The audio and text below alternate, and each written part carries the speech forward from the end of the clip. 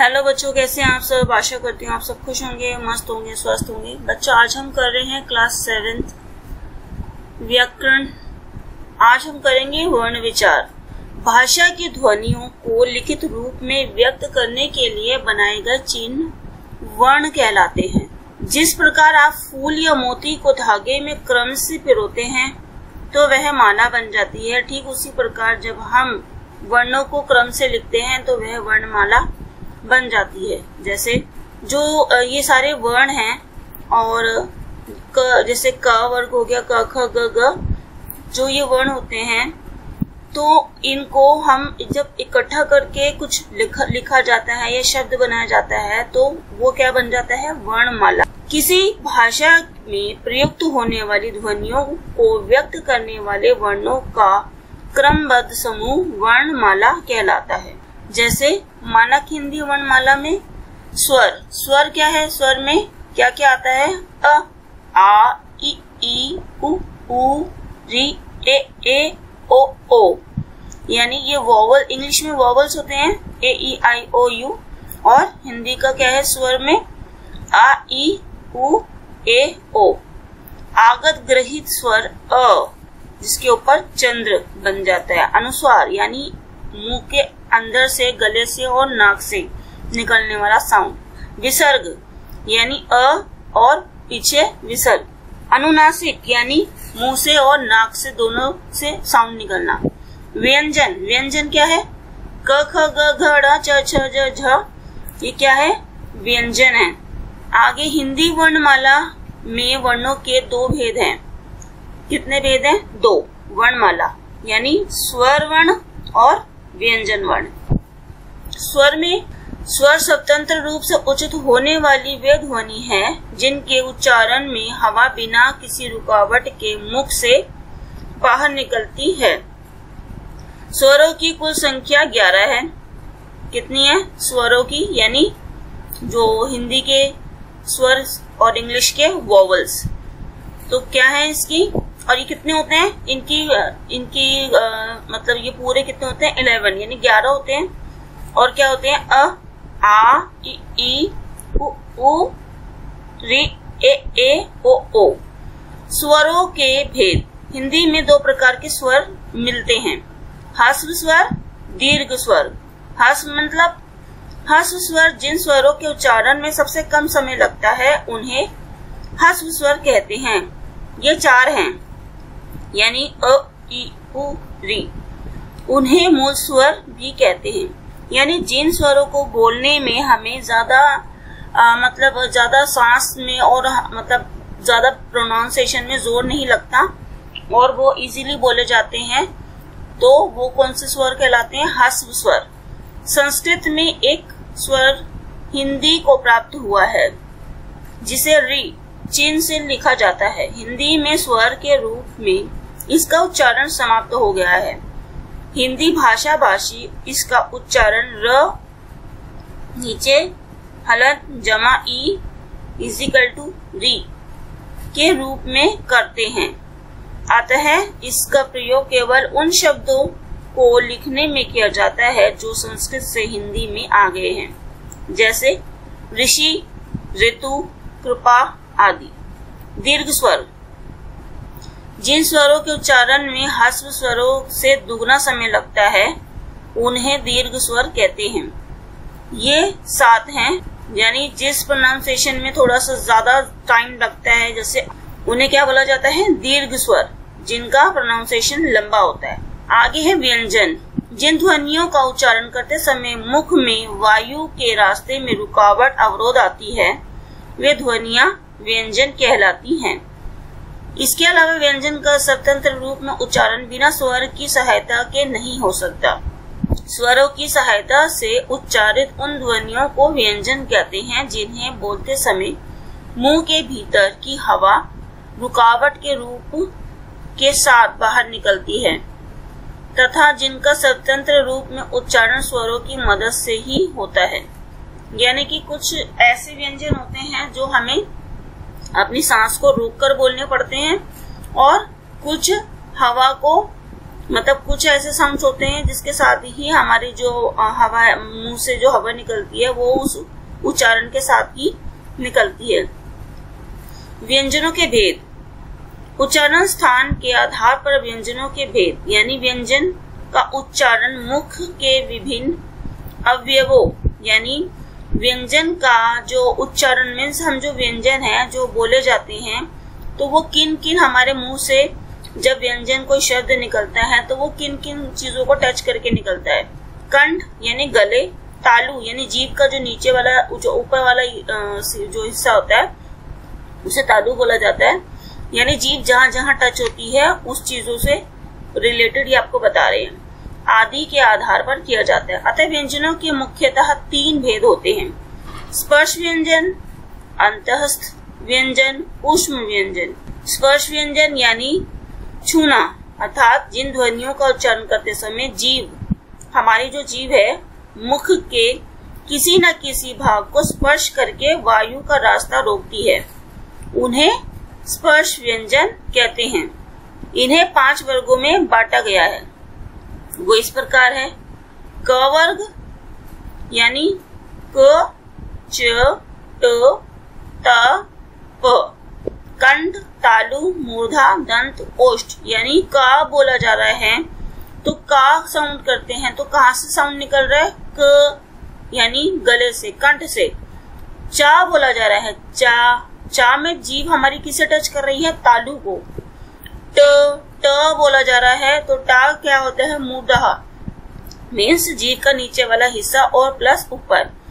ता दांतों में जीभ टच हो रही है, ऊपर तालु पे टच नहीं हो रही। ता बोलोगे तो कहाँ टच हो रही है? दांतों में यानी दंत। पा मीन्स सिर्फ हमारे जो लिप्स है, हमारे होठ है वो आपस में मिलते हैं तो क्या बोला जाता है? प। जीभ का काम नहीं है, सिर्फ लिप, होठों का। ओष्ठ यानी ये है इनके नाम। और ये कितने होते हैं? ये 1, 2, 3, 4, 5 यानी कंठ 5 तरीके के जो व्यंजन है वो इस तरीके से बोले जाते हैं। आगे है अंतःस्थ व्यंजन, जिन व्यंजनों के उच्चारण के समय श्वास का अवरोध बहुत ही कम होता है तथा वायु मुंह के किसी भाग को पूरी तरह स्पर्श नहीं करती, उन्हें अंतःस्थ व्यंजन कहते हैं। जैसे य, र, ल, व। जब तक आप इसे खुद अपने आप से बोलकर मतलब प्रैक्टिस कर नहीं देखोगे तो आपको सही से समझ आना मुश्किल होगा। इसीलिए खुद आप इस चीज को प्रैक्टिस करोगे तो आपको उतने ही अच्छे से पता चलेगा कि हम जब बोलते हैं तो हमारी जीभ कैसे टच होती है और कौन सी जगह पे होती है। ऊष्म व्यंजन, जिन व्यंजनों का उच्चारण करते समय हवा की तेज गति से मुंह में रगड़ खाने वाले कारण ऊष्मा गर्मी से पैदा होती है, उन्हें ऊष्म व्यंजन कहते हैं। ये भी संख्या में 4 हैं। कितने हैं? 4। यानी श बोला जा रहा है तो इसके लिए हमारी जो जीभ है वो क्या मूवमेंट कर रही है वो आप नोटिस करोगे। श, शा, स, ह। संयुक्त व्यंजन, एक से अधिक व्यंजनों के मेल से बनने वाले व्यंजन संयुक्त व्यंजन कहलाते हैं। क्या कहलाते हैं? संयुक्त व्यंजन। यानी किसी चीज को इकट्ठा करोगे तो वो संयुक्त हो गए और उनका मेल आपस में हो जाने पर क्या हो जाता है? संयुक्त व्यंजन कहलाते हैं। क्षत्रिय, कक्ष यानी रक्षा, क्षमा, कक्षा, ये इसके एग्जाम्पल्स हैं। और आगे है अयोग्य वहा यानी हिंदी वर्णमाला के स्वर और व्यंजन के अतिरिक्त ध्वनियों का एक अन्य भेद भी है जिसे अयोग्य वहा कहते हैं। ये 3 हैं, अनुनासिक, अनुस्वार एवं विसर्ग। अनुनासिक वे ध्वनियां हैं जिन्हें बोलते समय हवा मुख के साथ साथ नासिक से भी बाहर निकलती है, यानी मुंह से और नाक के थ्रू भी हवा बाहर आती है। संस्कृत से जो स्वर मिले थे वे सभी निरानुनासिक थे। हिंदी में आकर अनुनासिक ध्वनियों भी विकसित हो गई। जैसे ये एग्जाम्पल्स दे रखे हैं आपके सामने। अनुस्वार एक आश्रित नासिकीय व्यंजन है। नेक्स्ट है जब यह शब्द के अंत में आता है तो म के रूप में बोला जाता है, जैसे स्वयं, यानी जब ये स्वयं लिखा जा रहा है आधा स व य मा पूरा मा, तो हम इसे स्वयं लिखा जाता है तो कैसे लिखा जाता है, आधा स व य और ऊपर बिंदु, उसको जो बिंदु लग जाती है उस साउंड को क्या बोला जाता है, मा साउंड किया जाता है। जैसे अहम, इदम और बाकी के एग्जाम्पल्स आपके सामने हैं। आगे है मानक वर्तनी के नियमों के अनुसार को वर्ण से नाम लिखकर केवल बिंदु से ही लिखना चाहिए। मुख से निकलने वाली वायु की मात्रा के आधार पर व्यंजनों के भेद। मुख से बाहर निकलने वाली वायु की मात्रा के आधार पर व्यंजनों के दो भेद किए गए हैं, यानी दो पार्टीशन में डिवाइड किया गया है उन्हें, अल्प प्राण और महाप्राण का। अल्प प्राण में क्या होता है, जिन व्यंजनों के उच्चारण में मुख से हवा कम मात्रा में निकलती है उन्हें अल्प प्राण के व्यंजन कहते हैं। हिंदी में प्रत्येक वर्ग का पहला, तीसरा और पांचवा वर्ण और य, र, ल, व अल्प प्राण व्यंजन है। और महाप्राण जिन व्यंजनों के उच्चारण में मुख से हवा अधिक मात्रा में बाहर निकलती है उन्हें महाप्राण कहते हैं। प्रत्येक वर्ग का दूसरा, चौथा वर्ण और श, श, स, ह महाप्राण कहलाता है। वर्ण विच्छेद क्या है, पहले हमने क्या पढ़ा था, व्यंजन यानी जिन्हें इकट्ठा किया जाता है। अब है विच्छेद, मीन्स जिन्हें अलग करना है। जैसे कोई शब्द है उनको अलग अलग पार्ट में विच्छेद कर देना है, अलग कर देना है। वर्ण विच्छेद, वर्ण विच्छेद से तात्पर्य किसी भी शब्द से प्रयुक्त वर्णों को अलग करके दिखाना। ऐसा करते समय व्यंजनों को स्वर से अलग करके लिखा जाता है। वर्ण विच्छेद करते समय ध्यान रखने योग्य बातें, सभी व्यंजनों में अ की ध्वनि निहित होती है। यदि स्वर रहित व्यंजन है तो उसके नीचे एक तिरछी बहुत छोटी सी रेखा खींच दी जाती है जिसे हलंत कहते हैं।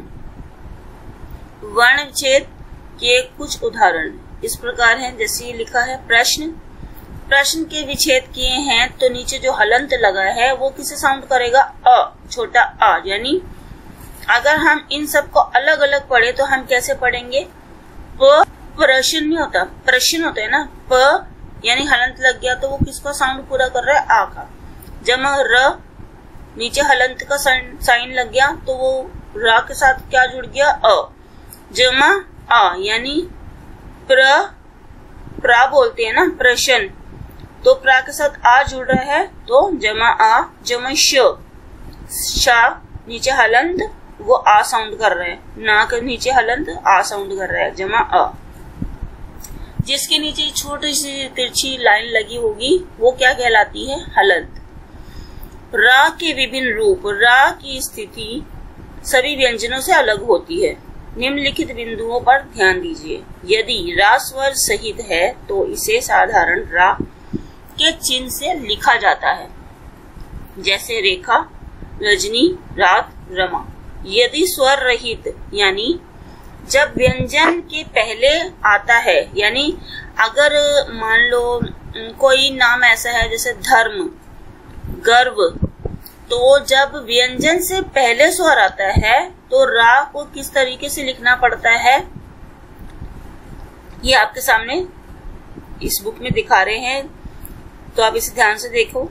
यदि स्वर रहित रा व्यंजन के पहले आता है तो उसे उसी व्यंजन के ऊपर इस प्रकार लिखा जाता है, यानी हल्का सा ऊपर से उसको कर्व किया जाता है और वो साउंड यानी वो क्या कहलाता है, फिर उसका र।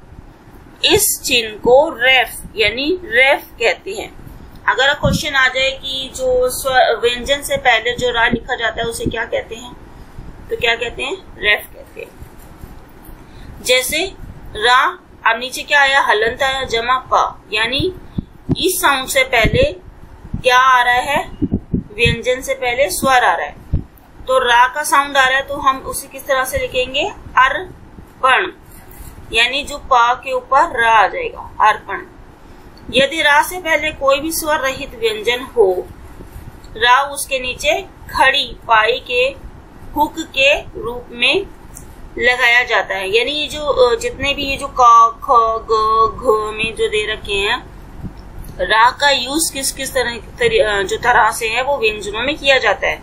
एक तो कंप्लीट पूरा रा आता है और एक ऊपर जब हम ऊपर कर्व कर देते हैं हल्का सा लाइन तो रा होता है, एक नीचे जब हम किसी व्यंजन के नीचे रा बना देते हैं, तिरछी लाइन बना देते हैं, वो भी रा साउंड होता है।